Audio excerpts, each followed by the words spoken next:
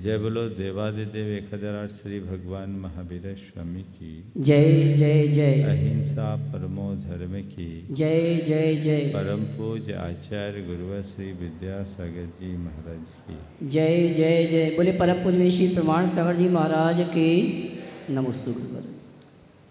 शिष्य ने गुरु चरणों में निवेदन किया कि गुरुदेव, आपके चरणों में साधना रत रहते अरसा बीत गया, इसके बाद भी आज तक मेरे भीतर ज्ञान का प्रकाश नहीं फैला। क्या आपकी शरण में रहने के बाद भी मुझे आपकी कृपा के प्रसाद से वंचित रहना पड़ेगा? गुरु ने कहा, ठीक, मैं इसका रहस्य तुझे बताता हूँ। एक काम कर, सांझ हो रही है, आले में दिया रखा है, उसे जला, फिर मैं बात करूँगा।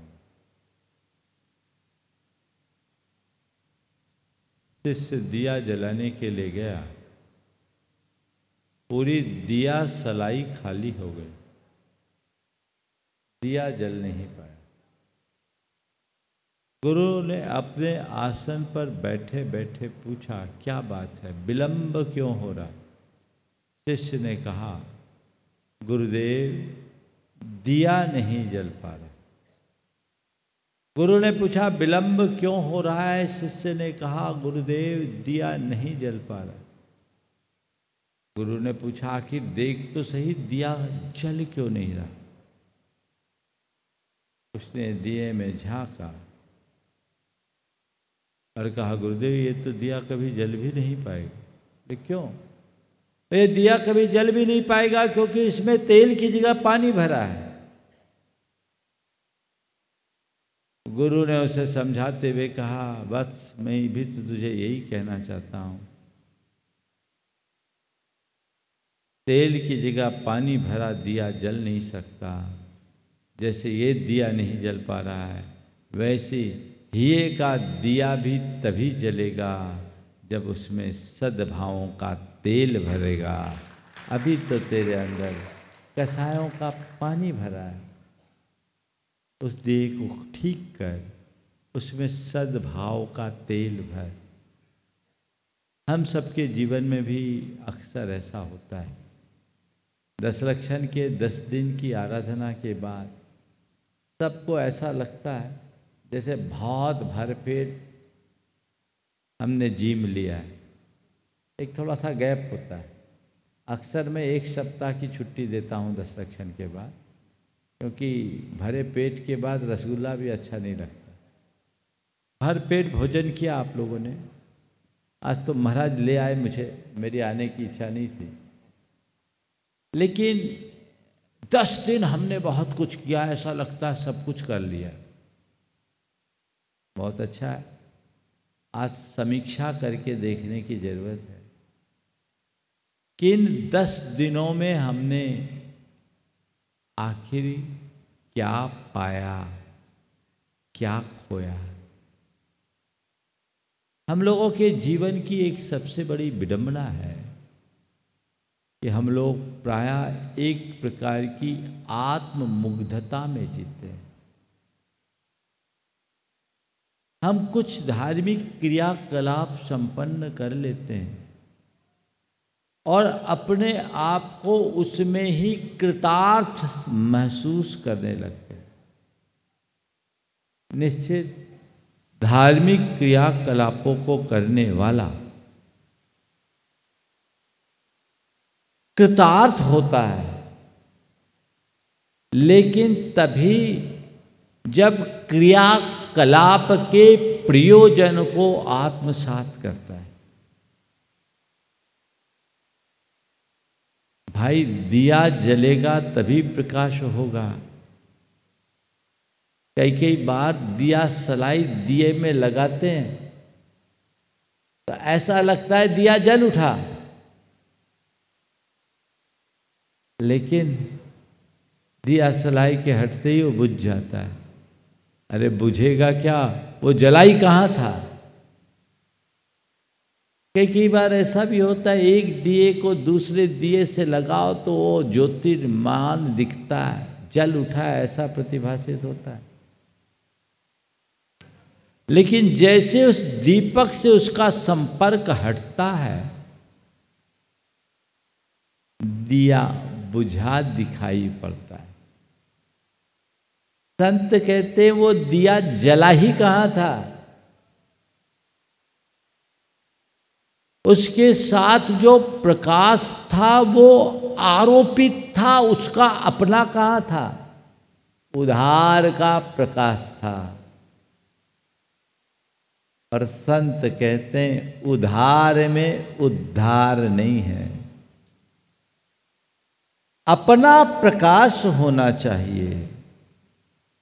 और अपना प्रकाश तभी होगा जब दिया जलेगा, और दिया तभी जलेगा जब उस दिए में तेल होगा, तेल से भींगी हुई पाती होगी। हम धार्मिक क्रियाएं करते हैं, जितनी देर धार्मिक क्षेत्र और धार्मिक वातावरण में रहते हैं, हमारे भीतर एक अलग प्रकार का व्यक्तित्व प्रकट हो जाता है। ऐसा व्यक्तित्व मानो इससे अच्छा कोई इंसान ही नहीं। और जैसे ही वहां से हटते हैं, असलियत उजागर हो जाती है। बोलो होता है कि नहीं होता है? हाँ, असलियत उजागर हो गई तो हमने हासिल क्या किया? खूब पूजा पाठ किया, खूब त्याग तप किया, खूब दान धर्म किया, लेकिन रहे जहां के तहां तो पाया क्या? हमारे जीवन को विकृत करने वाले दो तत्व हैं, विषय और कषाय। क्या है?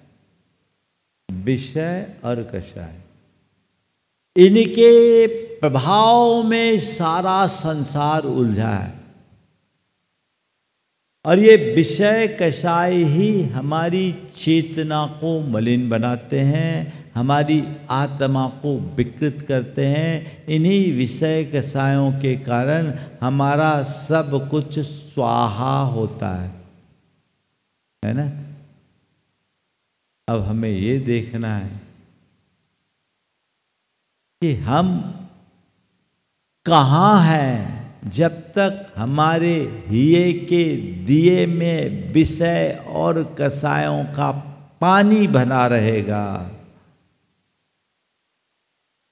तब तक हमारे जीवन में दिव्य ज्योति प्रकट नहीं हो सकेगी। अंदर का दिया नहीं जलेगा।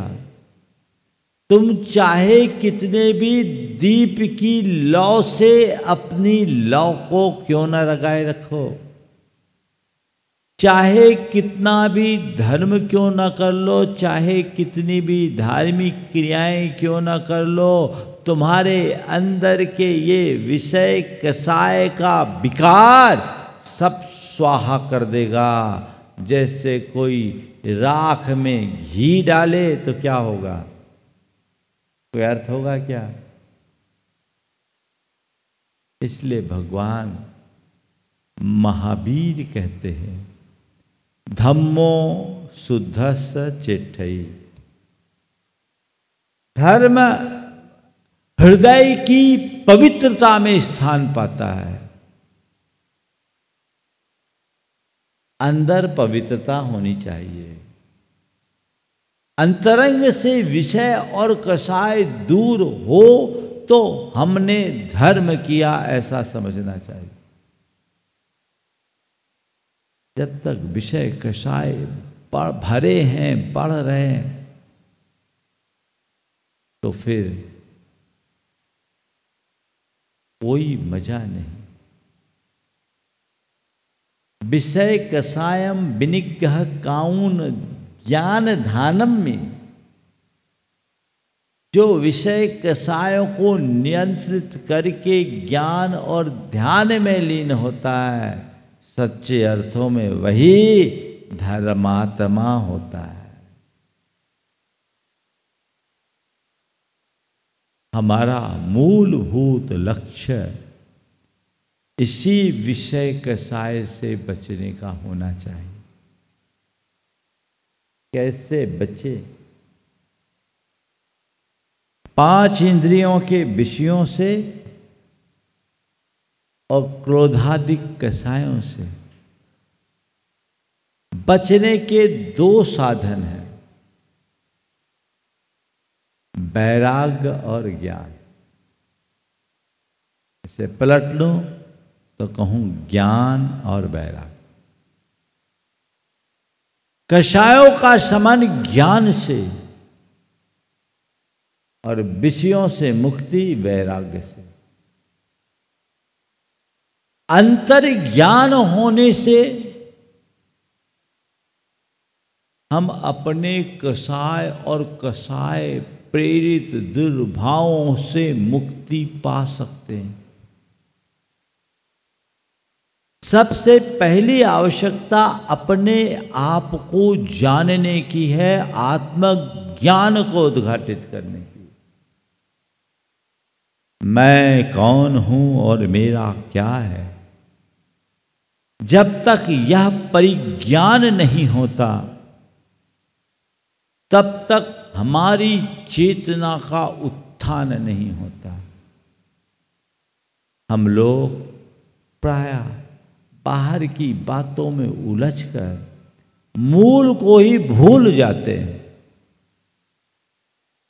जिसके लिए हम सब कुछ कर रहे हैं वही हमारी दृष्टि से ओझल हो जाए तो आखिरकार हम हासिल क्या कर पाएंगे? बोलो, आप लोग धर्म करते हो, किस लिए करते हो? किस लिए धर्म करते हो? हाँ, थोड़ा जोर से तो बोलो, इतने दबे दबे से क्यों बोल रहे हो? आत्मा की शुद्धि के लिए, आत्मा के कल्याण के लिए।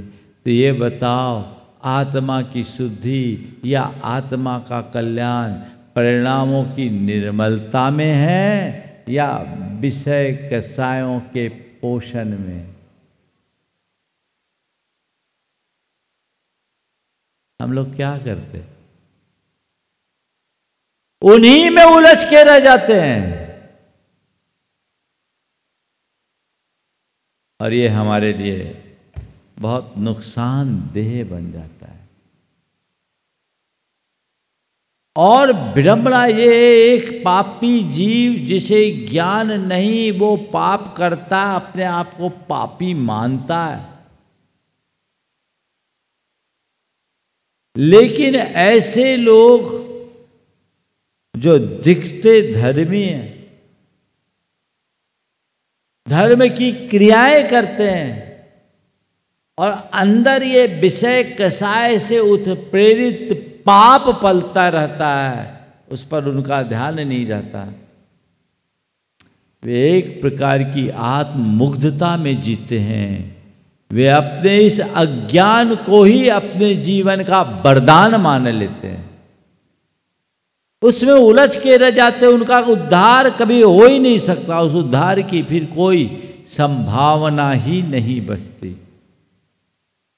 वे जहां के तहां फंसे रह जाते हैं, उलझे रह जाते हैं। वहां से बाहर निकलने की जरूरत है।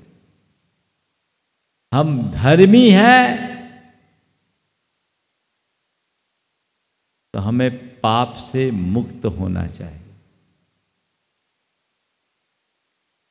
लेकिन फिर भी वो पाप मेरे मन में पल रहा है। क्रियाओं का पाप भले ना हो, भाव और विचारों का पाप यदि प्रगाढ़ रूप ले रहा है तो मान करके चलना हम अभी नीचे की ओर उतर रहे हैं।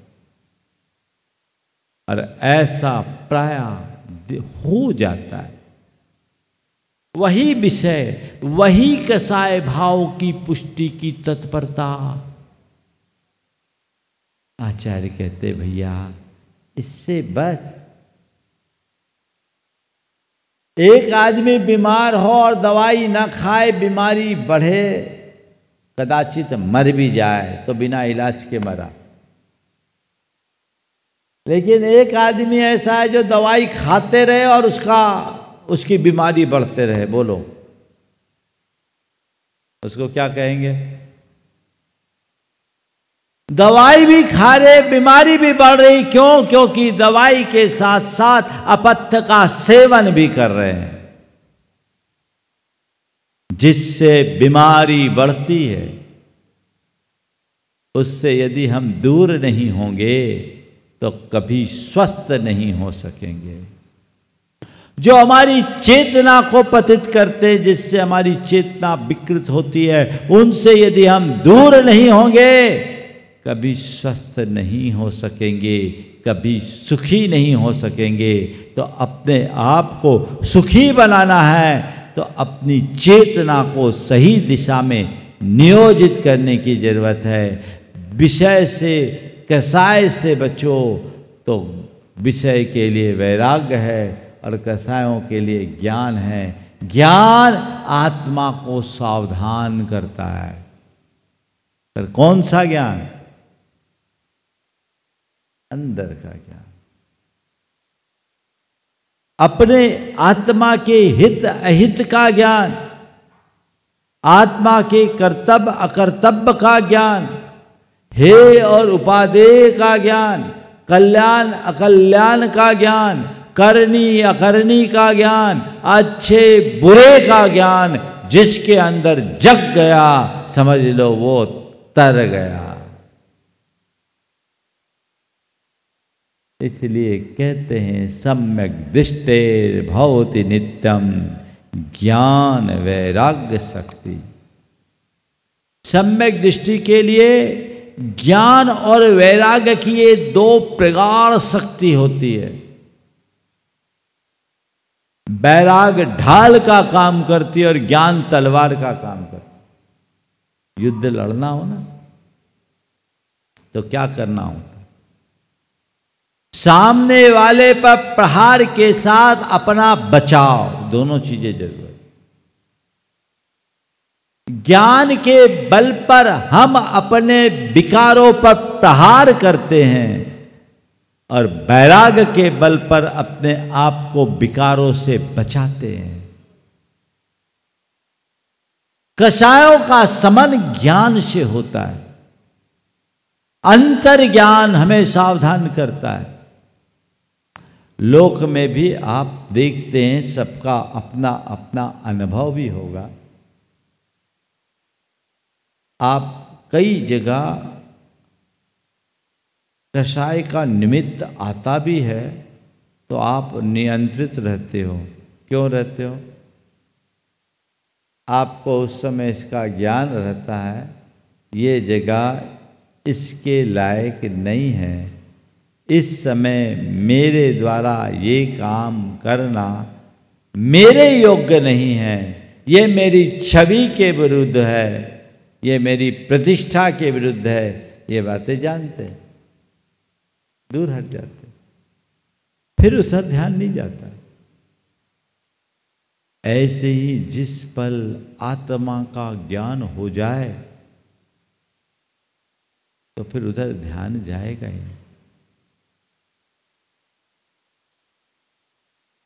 आचार्य कुंद कुंद कहते हैं जीव निबद्धा एदे अधु अनिच्चा तही असरना दुखस कारणंती तदो नियतिम कुणदी तेहि नादून आसवानम असुचित्तम विवरीय भावम च दुखस कारणंती तदो नियतिम कुणदी जियो। ये मेरी आत्मा से जुड़े हुए ये वैभाविक भाव हैं जो अध्रुव है, अशुभ है, अनित्य है, अशरण है, दुख के कारण है। ऐसा जानकर उनको अपने लिए अहितकारी मानकर उधर से दूर रहता है। कई बार आप सबका अनुभव होगा, जब व्यक्ति गुस्से में होता है तो क्या कहते हैं? आपा खो देता है।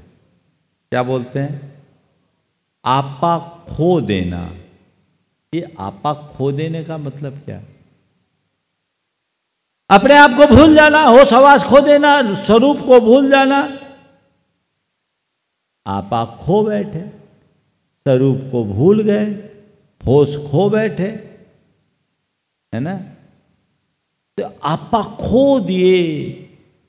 सच में कषायिक विकार केवल तभी और तभी उत्पन्न होते हैं या हावी होते हैं जब हम अपने स्वरूप को भूल जाते हैं। स्वरूप की स्मृति हमें स्थिरता देती है और स्वरूप विस्मृति से भटकाव होता है। हमें विस्मृति से स्मृति की ओर मुड़ने की जरूरत है। जब हम मुड़ेंगे तभी हम अपने जीवन में कुछ अच्छा घटित कर सकेंगे और अपने जीवन को आगे बढ़ाने में समर्थ हो सकेंगे। वो सत प्रयत्न होना चाहिए। तो ज्ञान के बल पर कषायों का संबंध और वैराग्य के बल पर विषयों से विमुक्ता, ये दोनों चीज़ें होनी चाहिए। 5 इंद्रिय के विषयों को अपने लिए अहितकारी मानकर उनसे दूर हटना ये वैराग्य है, और कषायों को अपना शत्रु मानकर उसके प्रति सावधान होना ज्ञान है। ये दोनों बातें जीवन में घटे।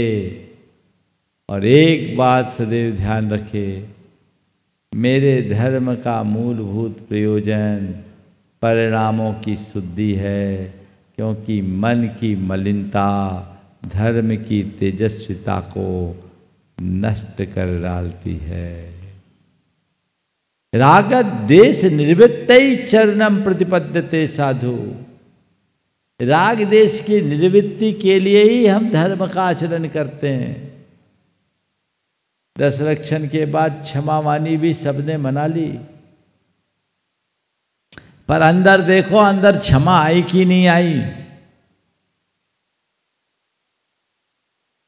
हो सकता आपके भीतर कोई ऐसे व्यक्ति भी बैठे हों जिनकी 10-10 साल से कोई क्षमावानी ना हुई हो, और जिनसे क्षमावानी तुरंत जरूरी हो। जहां जरूरी उस पर ध्यान नहीं, तो फिर कल्याण कैसे होगा? मतलब साफ है, दिए में तेल नहीं है। उस कसाय के पानी को निकालो, तभी तो तेल उसमें जा पाएगा, अन्यथा सब कुछ निरर्थक सा हो जाएगा। अपने जीवन को हम सार्थक बनाएं, निरर्थकता से बच पाएं, ये हमारा लक्ष्य होना चाहिए। बोलिए परम पूज्य आचार्य गुरुवर श्री विद्यासागर जी। जय जय जय।